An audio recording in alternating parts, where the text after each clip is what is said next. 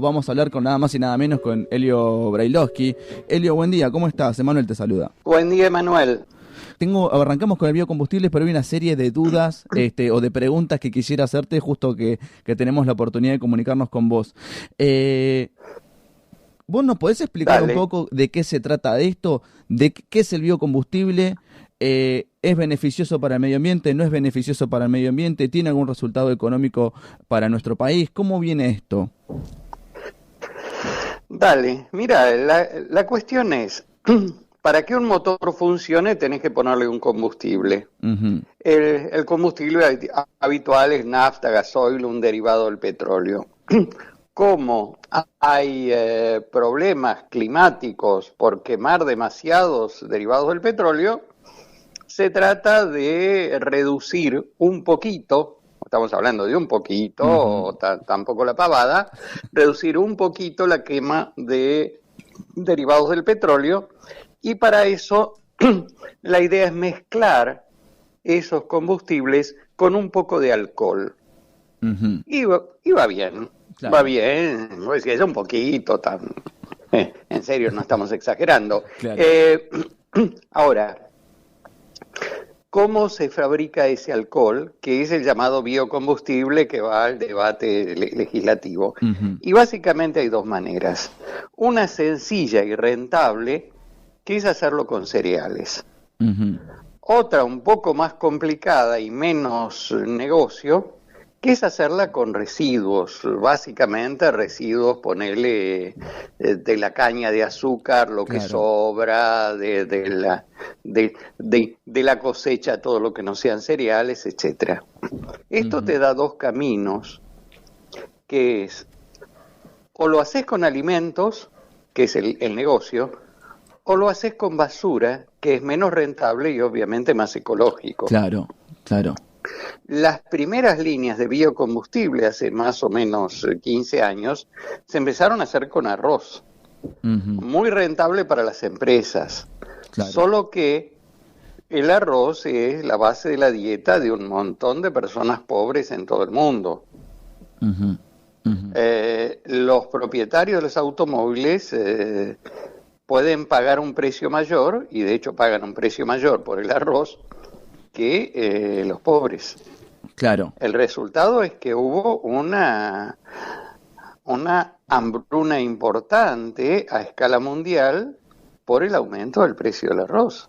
Uh-huh. Uh-huh.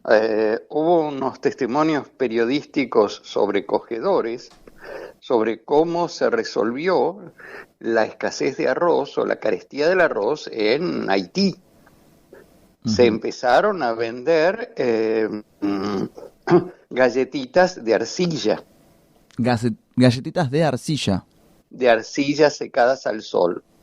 Obviamente el barro, tierra, no es un alimento, pero como ocupa un lugar en el estómago, parece saciar el apetito. Claro, pero es una locura. Absolutamente una locura. Entonces, esa locura es el resultado de lo que pasa cuando uno deja que el mercado regule las cosas. Claro, totalmente. El mercado regula, usamos el arroz para la actividad más rentable, adelante los autos que andan con alcohol de arroz, ¿y la gente qué? Uh-huh. Y la gente come tierra. Claro, Entonces, sí. Eso nos plantea, perdón, cierro la frase, eso nos plantea la necesidad de que el mercado no se ocupe de esto, que alguien le marque límites. Uh-huh. Totalmente.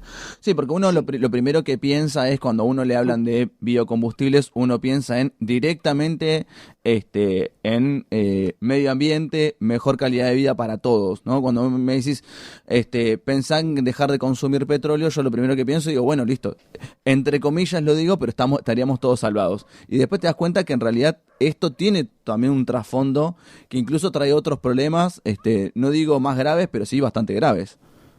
Sí. Por eso yo creo que una línea muy, muy importante es hacer combustible con basura. Uh-huh. Realmente la basura fermenta. Los gases de la basura son un problema en sitios como el SEAMSE, que tiene que tener sitios para ventear los gases, porque si no, si si meten la basura y la tapan solamente, se producen estallidos. Claro. Al principio hubo varias voladuras espontáneas Claro. de rellenos sanitarios en el SEAMSE hasta que se dieron cuenta que no podían comprimir los gases. Claro. Entonces, hacer alcohol con basura es bienvenido. Para eso está la basura, para usarla. Inclusive hay proyectos en Uruguay para hacer biocombustibles con los restos de los mataderos y frigoríficos. Bueno, una cosa que si la tirás en cualquier parte contamina, mejor la usás para algo que sirva. Claro, sí, de hecho, uno de los dicen, ¿no? Lo voy a citar así porque por ahí te lo digo y me vas a decir, no, la verdad que no, pero No sé, escuchemos. dicen que los gases que eliminan las vacas, son uno de los principales contaminantes del medio ambiente, como como afectan hacen este efecto invernadero, digamos, ¿no? Que como que generan los mismos gases que genera un automóvil. Bueno, esa es la pelea entre los ganaderos y los fabricantes de automóviles. La culpa la tenés vos, no la tenés vos, no la tenés vos. Claro. Pero son opiniones interesadas, es un choque de intereses. Claro. Ahora, qué sé yo, y digamos que uno actúa sobre lo que puede actuar, y realmente actuar sobre los combustibles de una manera, ya te digo, que no altere los derechos humanos, que no ponga en riesgo la alimentación de la gente. Entre darle de comer a los autos y darle de comer a las personas, no debería haber opción posible. Totalmente. Y Elliot, en cuestiones a lo que se está debatiendo hoy, ¿en qué punto está? O sea, no se está debatiendo si se hace biocombustible con basura. Se está debatiendo de alguna manera cuánto biocombustible se le pone a las naftas o a los gasoils o de qué tipo de biocombustible van a utilizar, pero no está el punto justo que es lo que vos decís de, che, ¿por qué no fabricamos biocombustibles pero con basura? Yo no estoy viendo el proyecto y no vi los proyectos anteriores, no estoy siguiendo el debate, pero en la medida que hay empresas que tienen desarrollada la tecnología, tendrán sus lobistas diciendo, como es más caro, subsídiamelo. Claro. Sí, pero ya te digo, no es una deducción, no tengo la información directa, claro. No seguí el proyecto. Claro. ¿Hay alguna manera de hacer, hablamos del biocombustible, hay una manera de hacer el combustible que consumimos nosotros, o sea, el petróleo, de poder hacer que sea menos contaminante en términos de decir, che, mirá, si le ponemos más biocombustible va a ser menos contaminante, pero bueno, tenemos la otra parte que me decías vos recién de, bueno, si seguimos fabricando combustible con arroz, terminamos aumentando el precio del arroz. Es como una balanza difícil de equilibrar. Es que no funciona por ahí. La balanza no tiene sentido si sigue el modelo de sociedad basada en el automóvil individual. ¿Para qué queremos automóvil individual? Lo que necesitamos es un buen sistema de transporte público. Claro. Y hay una cantidad, yo puse ayer en mi página de Facebook una nota muy interesante de la BBC, de la agencia de noticias de la BBC, sobre ciudades europeas que están ofreciendo transporte público gratuito. Entre ellas Estrasburgo, segunda o tercera ciudad de Francia, y están discutiéndolo para París. Transporte público gratuito, ¿para qué? Para que la gente no use el auto. El auto es una cosa obsoleta. No debería existir el automóvil, por lo menos en ciudades que tienen transporte público. Claro. Entonces, una forma de hacer que la gente no use el automóvil y no contamine es que el transporte público sea gratuito. Es una solución barata en relación con todo lo que cuesta a enfrentarse al cambio climático, que es mucho más caro y mucho peor. Claro. Simplemente colectivo y subte gratuito financia la ciudad, y uno de los argumentos es que las ciudades te financian el parque público, te financian la escuela, te financian el hospital. ¿Por qué no te van a financiar el transporte público gratuito? ¿Descentralizar las ciudades sería una buena idea? Sí, el problema es que las ciudades ya son rígidas, están hechas de una cierta Ujú, manera, pero todo lo que sea fortalecer los barrios ujú. es una buena idea. O sea, generar una escala peatonal. Claro. Simplemente que uno no tenga que ir al centro a hacer todo, sino que Ujú. lo puede hacer a 3 cuadras de la casa. Claro, claro, claro. Sí, sí, porque de En alguna ese, manera es eso, ¿no? Todos vamos al centro de la ciudad, sea de donde seas. Yo viví muchos años en provincia, en Ezeiza, y era trasladarme hasta la capital para hacer cualquier cosa, teniendo una ciudad grande que es Ezeiza, muy cerca de mi casa, ¿no? Entonces, como esa cosa centralizada que tiene Buenos Aires también hace que nos juntemos todos acá y que todos tengamos que utilizar un transporte. claro, una cosa centralizada, pero fíjate que es relativamente reciente. Cuando uno Ujú. mira el equipamiento urbano de Buenos Aires de principios del siglo XX, uno se encuentra que una cosa fabulosa como el Colegio Bernasconi no está en el centro. Ujú. Y una cantidad de espacios públicos, escuelas, hospitales, parques y plazas no están en el centro. La concepción urbanística de un siglo atrás fue mucho mejor que la actual porque apuntaba a descentralizar. Claro, Después se fueron abandonando todas las cosas que no estaban a 5 o 10 cuadras de Plaza de Mayo.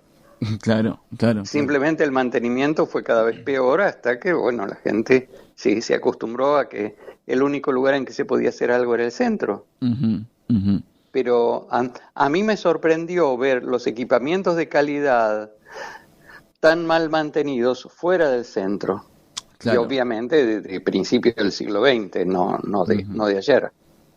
Y en los sueños, perdón, me arrastro a un tema que me parece que a mí me parece muy interesante para pensar y la verdad que nunca tuve la oportunidad de hablar con alguien que realmente lo vea de una manera clara. ¿Cuál es la intención de la ciudad de Buenos Aires de darle, lo voy a decir de esta manera, darle la espalda al río, ¿no? Es como que nosotros vivimos en la ciudad de Buenos Aires y muy pocos tenemos la costumbre de ir al río, pero a veces te da la sensación de que llegar al río es una barrera de edificios, es como que no podés cruzar para el otro lado del centro de la ciudad. Este, si bien Tiene obviamente que ver, uno puede tiene que ver cruzar, con pero... el, sí, sí, sí, sí, sí, sí entendí, tiene que ver con el diseño del puerto. Ujú. Eh, En las últimas décadas del siglo XIX, eh, lo, lo que teníamos era un ferrocarril que pasaba más o menos por donde está Paseo Colón, Leandro Alem, un Sí. ferrocarril transversal que te bloqueaba el acceso al río. Ujú. Cuando se hace el puerto, lo que se hace es este puerto inverosímil, que es Puerto Madero, que duró 2 años. Lo interesante, Puerto Madero era un negociado de unos amigos del presidente Roca Sí. que hicieron un puerto muy caro porque estaba ligado con la deuda externa. Es decir, para hacer el puerto caro había que pedirle un gran préstamo a los ingleses y Ah, obviamente se repartieron todos claro, claro. la comisión por ese préstamo y el diseño de Puerto Madero te bloquea el acceso al río. Ajá. El otro proyecto, que era del ingeniero Huergo, era hacer un puerto donde está ahora Puerto Nuevo, es decir, un puerto que no te cortara la costa, Ujú. sino un puerto un poco aguas adentro, con peines como para que los barcos atracaran, que se pudiera ir ampliando con el tiempo. Puerto Madero resultó tan malo que apenas estaba terminada la construcción, ya empezó a abandonarse. Simplemente no servía, en realidad servía para hacer un negociado, no para Claro, tener un puerto. claro. Pero el resultado es que tenés eh, un enorme espacio que te bloquea el acceso al río, que tendría que tener una costanera paisajística, por supuesto, Claro, claro. y la tiene pedacitos, Sí, pero no en una totalmente. continuidad importante. Totalmente. Sí, te da un poco de pena, ¿no? Porque llegar hasta ahí es bastante difícil y aparte no le quita una visión a la ciudad que uno no tiene, ¿no? No puede ver el horizonte directamente. Pero además de quitársela, en los últimos años, en los últimos 20 años, lo que hizo fue privatizar el horizonte. Uh-huh. Si vos estás en Puerto Madero, en un edificio alto, ves el horizonte. Claro. Si vos vas caminando, no ves el horizonte. Entonces, ¿qué pasó? Lo mismo que hicieron en Mar del Plata, privatizaron el horizonte. Claro. Desde arriba se ve unas vistas de maravilla. Sí. Solo que tenés que estar arriba. Tenés que tener plata para alquilar o comprar un departamento de esos. Claro. Que es una fortuna. Claro, pasa a ser una cosa de diferenciación social. Uh-huh. Uh-huh. Totalmente. Volviendo al tema más ecológico, me gustaría charlar algo que me pareció interesante también. En estos días se presentó también un proyecto de ley para hacer envases con conciencia social, ¿no? Que es un proyecto sobre los cartoneros y recicladores que están intentando de alguna manera poder sacar la cantidad de plásticos que hay, residuos plásticos que hay en la calle, pero que el Estado los apoye en todo esto, ¿no? Que es como que hay una cierto abandono en ese tema, y siendo una pieza fundamental como son en este momento los cartoneros, que mantienen de alguna manera la balanza entre la cantidad de consumos plásticos que se generan y las personas que pueden eliminar, aunque sea una parte de todos esos. Hay un punto que me parece interesante, que es que no se regula, o por lo menos no hay una presencia de regulación fuerte sobre las empresas que fabrican esos plásticos, ¿no? O las empresas que los ponen en el mercado. En definitiva, el fabricante de plásticos dirá, a mí me lo compran. Claro. Ahora, hay una cosa que se planteó en algún momento, y cada vez que alguno lo plantea, el funcionario tiene que presentar la renuncia por algo. Se intentó en Tigre y en Almirante Brown una tasa municipal.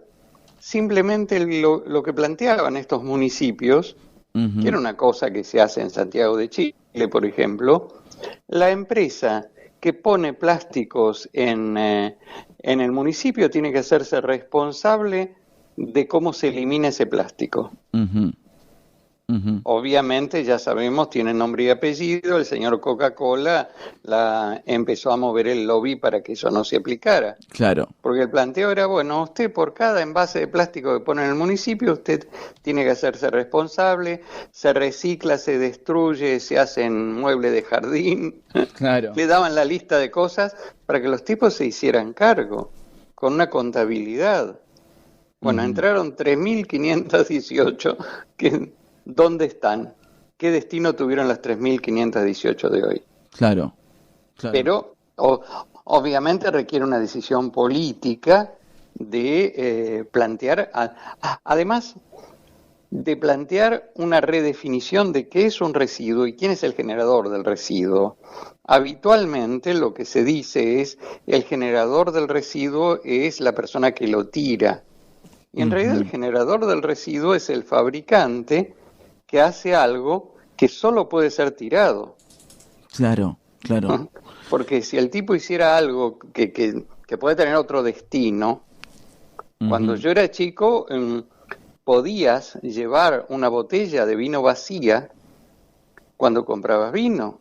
Ahora no podés. La botella se tira. ¿Por qué se tira? Bueno, porque se permite tirar. Uh-huh. Claro. ¿Y volver al vidrio? ¿Por qué no?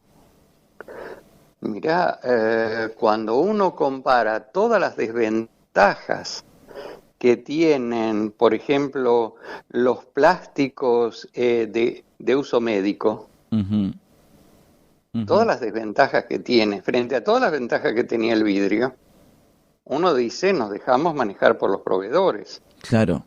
No sé si sabías, porque nadie sabe, porque de esto no se puede hablar, el material médico de plástico se recicla. No solo reciclan la jeringa, reciclan todo, sino que hay normas para reciclado del material plástico. Bueno, si vamos a reciclar, volvamos al vidrio. Claro. Pero hay normas del Mercosur para reciclar los catéteres que se usan para para la sangre, qué sé yo, unas cosas que uno dice, esto no se puede, Claro, sí, la esto verdad que no se puede, esto está pensado para un solo uso, o lo Ujú. tirás o volvemos al vidrio. Sí, de hecho uno cada vez que, los que tenemos algún tipo de gramo de conciencia ecológica, cada vez que usamos alguna cuestión de uso médico, decís tipo, ¿y esto lo tengo que tirar? Tipo, es como, no sabía que se Bueno, esto, reciclaban, ¿no?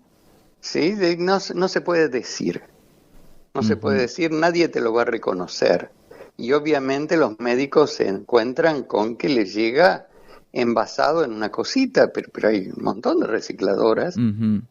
de en voz baja, porque Lo ya te decimos. digo, no se Sí, dice. lo decimos en voz baja. Este, Claro. pero digo, viste que pasa mucho O que, sea, perdón, sí, perdón, sí. ¿cómo te enterás? Te enterás buscando cursos Ujú. de buenas prácticas para reciclado de material médico. Ah, bien. Entonces, ahí te enterás quién dio el curso, dónde lo dio, Sí. cuánto duró, quiénes fueron, todas esas cosas. Claro, totalmente. Yo lo que me pregunto es, digo, siempre que de alguna manera se abre una forma de reciclar algún producto, hay una industria que termina como afectada o una fuente de trabajo que termina como afectada porque no puede seguir fabricando, pero es el costo-beneficio. Digo, si seguimos fabricando plástico, puede que las fábricas de plásticos tengan que modificarse para poder generar otro producto que sea menos contaminante y tratar de no perder esa fuente de trabajo también.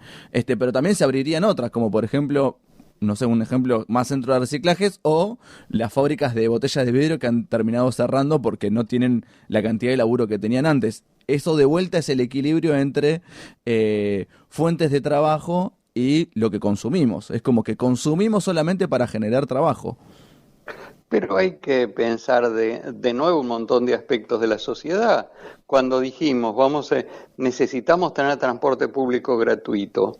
Por supuesto que eso implica que se vayan a fabricar menos automóviles, que vaya a haber menos playas de estacionamiento, que vaya a haber menos funcionarios encargados de multar a los automóviles Claro. o menos médicos encargados de reparar gente dañada en accidente de tránsito. Ujú. Pero bueno, tenemos que pensar en un rediseño de la sociedad, Claro, claro. no en cada cosita. Es como la historia de los trenes y camioneros, ¿no? Que un tren puede transportar lo que transportan 15 camiones o más incluso. Pero hay un movimiento ahí que uno a veces le cuesta interpretar, que es cuál es el beneficio que hay en el medio. Y sí, y sí, y sí, es que por eso el mercado no sirve, Ujú, por eso tiene que haber una autoridad que ujú. regule y que vaya orientando, bueno, necesitamos mejores sistemas ferroviarios en vez de largarnos a producir camiones porque el ferrocarril anda mal. Claro. Elio, ¿cómo ves la regulación del Estado en este momento en determinados sentidos? Digo, hace un tiempo se lanzó como se lanzó la idea de la conciencia ambiental, como en los planes de educación y demás, pero en temas políticas concretas, ¿ves algo? ¿Ves alguna diferencia con respecto a otros gobiernos? ¿O seguimos en Yo la misma? veo, yo veo que todavía no, creo que es un gobierno muy susceptible a las presiones de intereses creados Ujú. y cuanto más poderosa una empresa o un grupo de empresas, más capacidad de presión tiene, de modo que por ahora el ambiente es un conjunto de consignas, de discursos, así de buena onda, bien dichos y Sí. llevados adelante por buenas personas, por buenos tipos. Ahora, de ahí a hacer una regulación en serio. Fíjate, Ujú. te doy un ejemplo, el tema de los plaguicidas. Sí. Más allá de que un montón de científicos de CONICET dicen el glifosato es peligrosísimo y los funcionarios dicen el glifosato es maravilloso. Más Ujú. allá de esta cuestión entre científicos y funcionarios, que por supuesto existe, eh, Una cosa que la gente tampoco sabe es cómo se aprueba un plaguicida en Argentina, que es, la empresa presenta una carpeta y el gobierno le cree a la carpeta, a lo que dice la carpeta que presenta la empresa. Ujú. No hay ninguna investigación científica para chequear si la empresa exageró, si mintió, si deformó algún dato. Se le cree al 100% de lo que la empresa dice. Ujú. Entonces, ¿qué tipo de regulación estatal podés tener si lo que haces, por ejemplo, en materia de plaguicidas, pero podemos seguir años, en materia de plaguicidas, es si lo que haces es creerle a la empresa? Ujú. Claro, claro, claro. Sí, Y ni siquiera estoy diciendo que el glifosato sea horrible, que pienso que sí, porque confío en los científicos que hicieron las pruebas. Lo claro. que estoy diciendo es que desde el punto de vista estricto, formal, el Estado no sabe, porque el Ujú. Estado lo que hace es creer lo que dice una parte interesada, que es el tipo que quiere vender el glifosato. Ujú. Ujú. Sí, una de las cosas que leía justamente cuando arrancamos a hablar de biocombustibles, que hice una lectura por ahí, algunas notas perdidas en internet, es que una de las empresas interesadas o parte de la industria interesada en que se siga fabricando biocombustibles con cereales son justamente las empresas que generan o fabrican agroquímicos porque les garantiza de alguna manera la venta de su producto a los productores, ¿no? de esos cereales. Entonces hay como esa cadena de conveniencias. Agreguemos que a pesar de lo que diga la ley de bosques que no se cumplió nunca, eh, producir más cereales está significando avanzar sobre áreas naturales Ujú. que deberían Ujú. estar protegidas por la ley de bosques y que todo el mundo se olvidó de que existía. Claro, claro, claro. Que derivan en los incendios que vimos durante todo el 2020.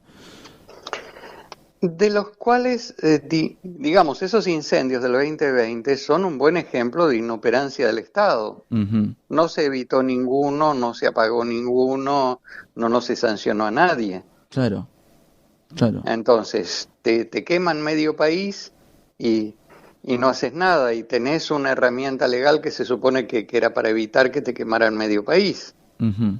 Ujú. Esto habla, ya te digo, de una enorme debilidad Totalmente, de la administración pública. totalmente. Sí, sí, totalmente, totalmente de acuerdo. Elio, no te quiero robar más tiempo, la verdad que me quedaría horas hablando porque hay una pila de preguntas, sobre todo en medio ambiente que estamos como, yo creo desde mi humilde lugar con las patas todas flojas, ¿viste? Como que esto de la ley de bosques que mencionabas recién, cosas que no se cumplen, y que parece que da lo mismo, ¿no? Prender fuego mitad de una provincia entera, no tiene ningún tipo de resultado positivo, ni siquiera en una sanción a las personas que lo hicieron. Y eso me parece que es un punto importante para charlarlo y para ver bien qué es lo que está pasando por ahí. Así que bueno, espero en otro momento que nos podamos comunicar. Pero cuando quieras, oíme, tenés claro que estas cosas las puedo decir en tu radio. Por alguna razón no me llaman a los grandes canales de televisión. Es verdad, Elio, es De verdad. modo que yo te agradezco la oportunidad de decirlas, porque ¿en qué otro lugar puedo decirlas? En Este, otra radio parecida a la tuya. Claro, claro, claro que sí. Bueno, igual, entonces ya está, vamos a quedarnos así, vamos a comunicarnos más seguido porque ya tuvimos una charla hace un tiempo, creo que hace ya un año y pico, y me encanta poder retomarla porque encima uno tiene como un montón de cosas para preguntar que uno desconoce. Para mí, el tema de la falta de educación ambiental que tenemos es terrible. Yo que trato de preocuparme, siento que no entiendo la mitad. Así que me parece interesante que lo podamos charlar. Gracias, Celio. Gracias a vos por llamar.